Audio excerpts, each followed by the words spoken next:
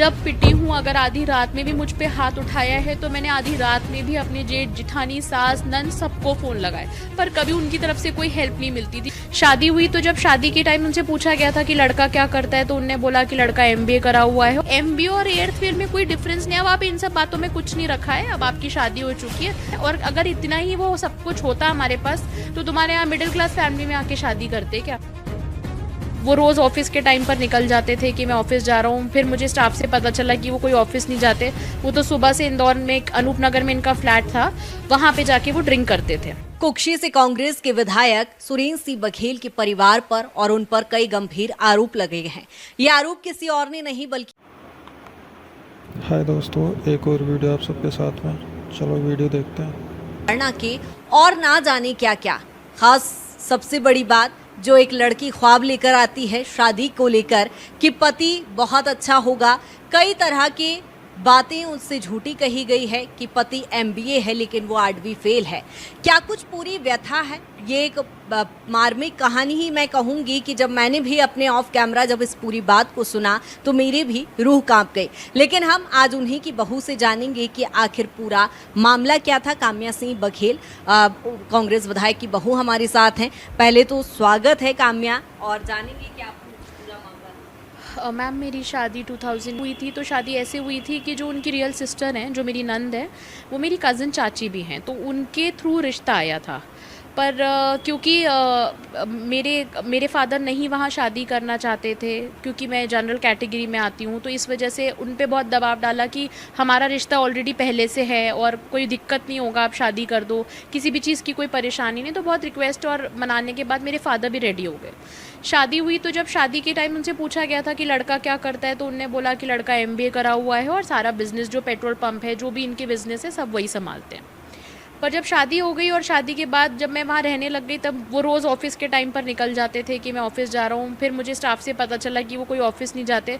वो तो सुबह से इंदौर में एक अनूप नगर में इनका फ्लैट था, वहाँ पे जाके वो ड्रिंक करते थे। जब मैंने इस चीज़ के लिए अपने जेठ से पूछा तो उन्होंने बोला कि नहीं, वो क्या है कि अभी हमने उसको कुछ नहीं कर रहा है, लेकिन हम उसका जल्दी से बिज़नेस स्टार्ट करवा देंगे। तो मैंने उनसे रिक्वेस्ट करी कि वो भाई सुबह से ड्रिंक करते हैं और वो इतना ड्रिंक कर कर गाली गलौज करते, तो आप प्लीज़ समझाइए। मैंने मेरी सास से भी बोला, तो सब ने मुझे यही चीज़ कहा कि नहीं नहीं, हम सब करेंगे। पर ये सब चीज़ें चलती रही, उनकी तरफ से कभी कोई हेल्प नहीं हुई। फिर 2018 में सरकार जब आई कांग्रेस की, तो उनने मुझे कहा, क्योंकि मेरे हस्बैंड की उनकी एक्स गर्लफ्रेंड से कनेक्शन था, तो उनने वो बार बार उस लड़की को परेशान करते थे। और ये बात मेरे जेठ को उस लड़की के घर वालों से जब पता चली कि वो बार बार परेशान कर रहे हैं, और उनने कहा था हम FIR भी करा देंगे, तो उसके बाद उनने क्या करा कि मुझे फोर्स करा कि अब वहाँ मत रहो, क्योंकि इंदौर में ये रहकर वहाँ पर इस तरीके की चीज़ें कर रहे हैं, तो अब आप भोपाल रहने लग जाओ। तो मुझे यहाँ बुला लिया गया। यहाँ बुलाने के बाद मुझे बोलने लग गए कि ये अपने पास से बाहर नहीं निकल रहा है, तो आप एक काम करो, बेबी प्लान कर लो। बेबी के बाद क्या होता है, अच्छे अच्छे आदमी सुधर जाते हैं, ये भी सुधर जाएगा। मैम मैंने उनकी बातें मानी। उसके बाद 6-8 महीने बाद जब बेबी प्लान करने में और बेबी नहीं हो रहा था, तो हमने टेस्ट कराए। तब पता चला कि प्रॉब्लम मेरे साथ नहीं, मेरे हस्बैंड की रिपोर्ट्स में आई। जब रिपोर्ट्स में आई तो इन लोगों ने मुझे बोला कि डॉक्टर ने बोला कि IVF ही आपको करवाना पड़ेगा इन फ्यूचर भी। तो इन लोगों ने मुझे फोर्स करा कि आप IVF करा लो, एक बार बच्चा हो जाएगा, किसी को पता नहीं चलना चाहिए हम IVF करा रहे हैं, ये हो जाएगा तो सब चीज़ें सेटल हो जाएंगी, वो सुधर जाएगा। मैम मैंने IVF कराया और फर्स्ट अटैम्प्ट में ही 2 ट्विंस बेटियाँ हुई हैं मेरी। जब बेटियाँ हो गई मैम, तो जब तक IVF का ट्रीटमेंट चल रहा था, इन लोगों ने मेरा पूरा खर्चा उठाया, IVF का पूरे ट्रीटमेंट का पैसा दिया। और बेटियाँ हॉस्पिटल में जैसे हुई मैम, OT से मैं बाहर निकली, मेरी नंद और मेरी जेठानी ने तुरंत मुझसे कहा कि कोई बात नहीं, इस बार 2 बेटियाँ हुई तो क्या हुआ, अब अपन 1-8 साल बाद 2 बेटे कर लेंगे। सिलेक्टिव इंसेमिनेशन आजकल होता है, हम वो करवाएंगे, अब तो 2 बेटे हो जाएंगे, कोई दिक्कत नहीं होगी। और मैम ये लोग सब हॉस्पिटल में मुझे और मेरी बच्चियों को छोड़ के, ये लोग क्योंकि वो प्री मैच्योर थी, 1 हफ्ता 10 दिन एडमिट रही, तो ये लोग छोड़ के वहाँ से चले गए। बच्चियाँ हो गई थी, सब रिस्पॉन्सिबिलिटीज़ थी, तो फिर इनसे बात करी गई कि क्या करना है, तो बोले नहीं नहीं अब हम सब चीज़ें करेंगे। फिर इनने हमें 2 पोकलेट मशीनें दिलाई, क्योंकि मेरे हस्बैंड का इनके कुछ मुआवजे का पैसा आया था, तो मेरे हस्बैंड का जो शेयर था उसमें से इनने मशीनें दिलवाई। तो उसी से मेरा घर काफ़ी समय से चल रहा था, वो रेंट आता था उसका, उसी से घर चल रहा था। पिछले साल मेरे जेठ ने, क्योंकि मेरे हस्बैंड जो है वो बैंक डिफ़ॉल्टर है, तो उनके नाम पे लोन नहीं हो रहा था, तो उनने अपनी ही किसी पहचान वाले के नाम पर वो मशीनें खरीदी। मेरे बिना जानकारी के उनने लास्ट ईयर मार्च में वो मशीनें बेच दी। जब मैंने उनसे कहा कि अब आपने मशीनें बेच दी हैं, अब मेरा घर कैसे चलेगा, तो उन्होंने मुझसे कहा कि नहीं वो हम करते हैं कुछ अभी बताते हैं आपको। पर जब मैं बार बार उनसे रिक्वेस्ट करने लग गई कि भाई कोई आप चीज़ करवाओ, आपने मेरा जो सोर्स ऑफ इनकम है वही कर दिया, तो उनने मुझे अपने बंगले पे बुला के गाली गलौज करना चाहिए। जब भी मैं मेरे जेठ से कुछ भी बोलती थी वो सिर्फ मुझे गाली बक्की ही बात करते थे।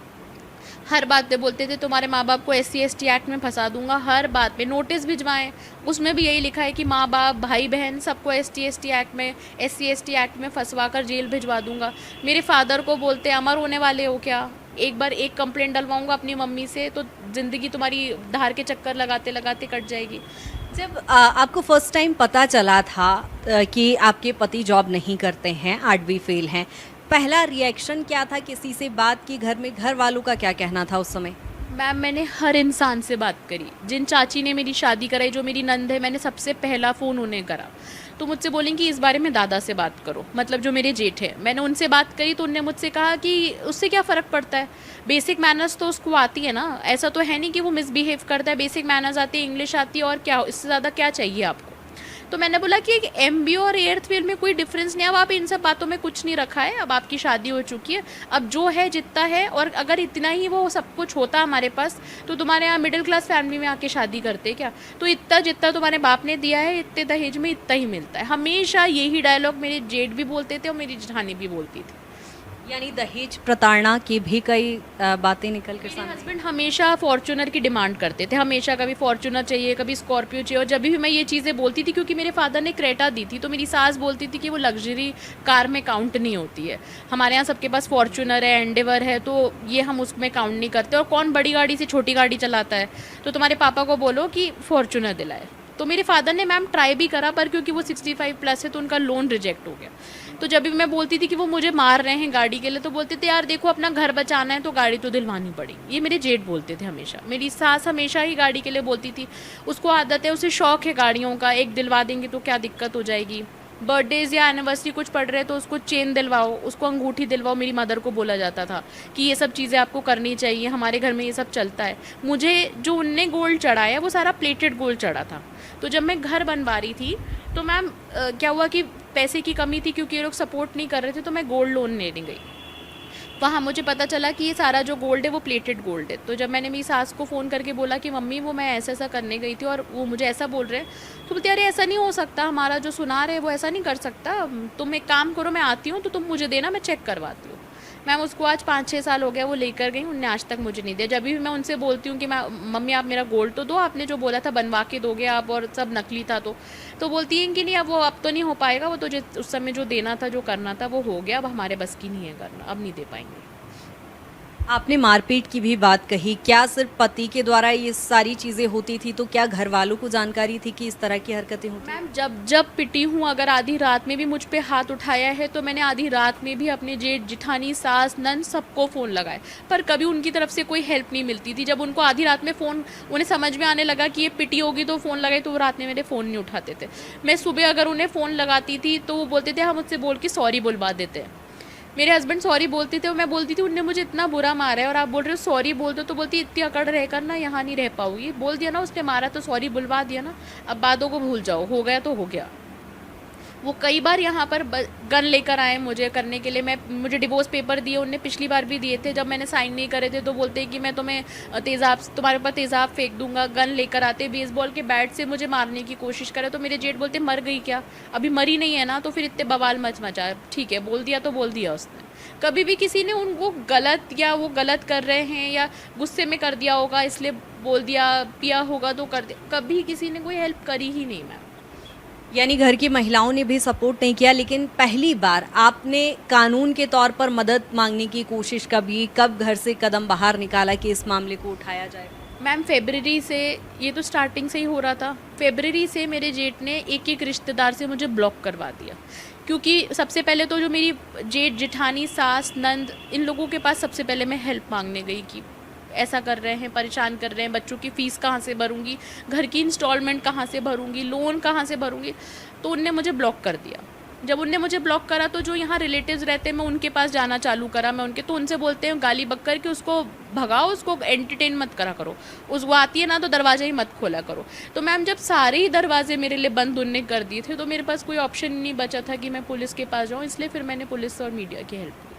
जब थाने में आपने शिकायत की तो क्या वहाँ पर किस तरह का था कि शिकायत की गई, फिर उस पर आगे कार्रवाई हुई, क्या वहाँ के अधिकारियों का, पुलिस का क्या कहना? मैम मैं अब एक विधायक की कंप्लेन और उसकी फैमिली की तो ऐसे तो कंप्लेन नहीं होती। उनने भी पूरा मेरी हर एक एविडेंस को देखा, समझा और उनको लगा कि हाँ जो चीज़ें मैं बोल रही हूँ वो सारी रियलिटी है और मेरे पास हर चीज़ का प्रूफ मैंने थाने में दिया है।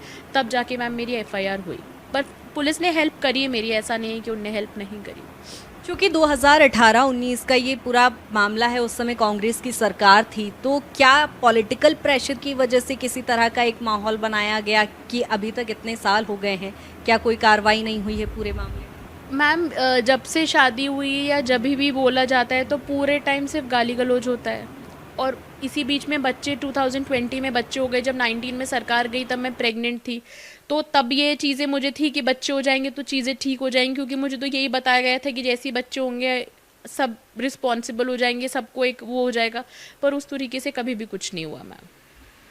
आप एक मंत्री की बहू थी, आज कांग्रेस के वो विधायक हैं, लेकिन किसी तरह का सामाजिक तौर पे कहीं कोई ऐसा व्यक्ति जिसने सपोर्ट किया हो, या आज की मैं वर्तमान हालात की बात करूं, कोई ऐसी चीज़ जिसको लेकर लग रहा हो कि अब हाँ कानून सहारा दे रहा है या न्याय मिलेगा?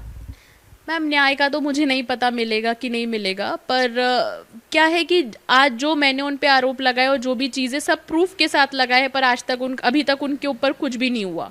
अगर यही आरोप मुझ पे लगे होते तो शायद आज मैं जेल में होती मैम। पर अभी तक उनके साथ कुछ भी नहीं करा गया, कोई कुछ नहीं बोल रहा। हर इंसान उनसे डरता है कि जिनको पता भी है कि सच और झूठ क्या है, पर सब डर के पीछे बैठे हुए हैं कि हमें बीच में नहीं बोलना है।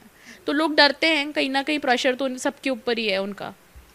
एक आखिरी सवाल काम्या कि अब वो लोग क्या चाहते हैं, आपका क्या मानना है, क्या अब इस समय आप चाह रही हैं? आपने बताया कि मानहानि के लगातार वो आपको नोटिस भेज रहे हैं, डिवोर्स का नोटिस भेजा, क्या है? मैम उनने मुझे नोटिस भिजवाया है 10 करोड़ के मानहानि का। उनने मुझसे कहा है कि जितनी भी ये वीडियोस और मैं मीडिया में आ रही हूँ और पेपर में आए, ये सब डिलीट करवाओ, और वरना हम तुम पे 10 करोड़ का मानहानि वो करेंगे, और उस पैसे से वो धार जिले की बच्चियों को पढ़ाएंगे और उनकी शादी कराएंगे। मैम जो अपनी खुद की बहू को नहीं देख पा रही, अपनी खुद की घर की पोतियों को नहीं देख पा रही, वो क्षेत्र की बच्चों को पढ़ाएंगे और वो करेंगे। मैम उन लोगों के बारे में मैं कुछ नहीं बोलना चाहती हूँ। मतलब वो क्या कर रहे हैं, उस हर एक चीज़ का एविडेंस मैं